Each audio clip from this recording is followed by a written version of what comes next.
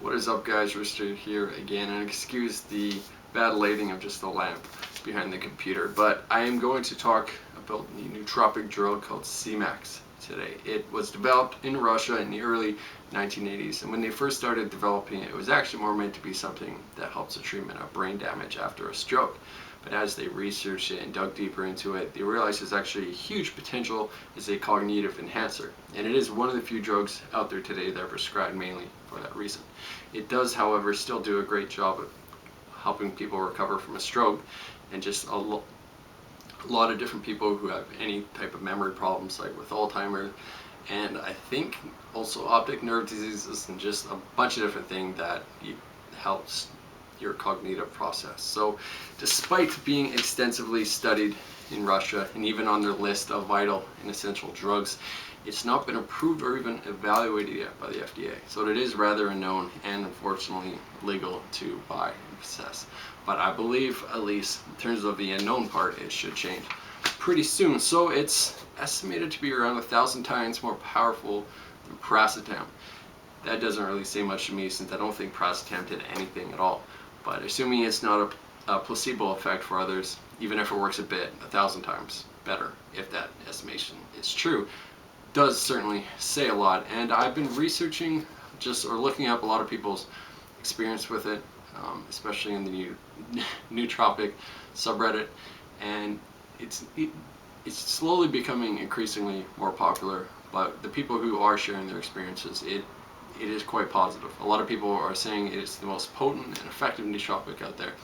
And even if that's subjectively true, and the fact that something comes close to modafinil does say a lot. And I mean, nootropics haven't been disappointing to me, but maybe, I think, and a lot of others too, I think maybe it does come a little bit short of our expectations.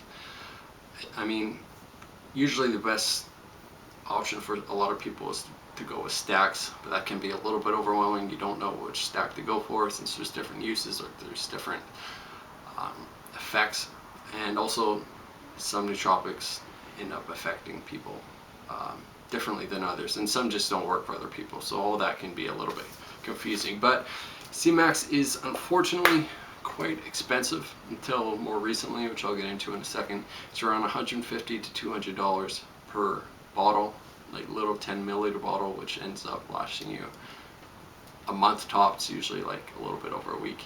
And you have the cost of shipping it from Russia or Ukraine, which is where it made, so that's going to obviously be expensive. You have the issue of it or the potential of it not getting through the border, since it's illegal. And finally, it's actually really sensitive to heat, so you really don't know what state or condition it's going to be in. I think that those three things, or one thing, is really the reason why it's unknown. But fortunately, there is a few more local sources. It's around like 40 bucks, I think, for around the same size. So I think that will definitely change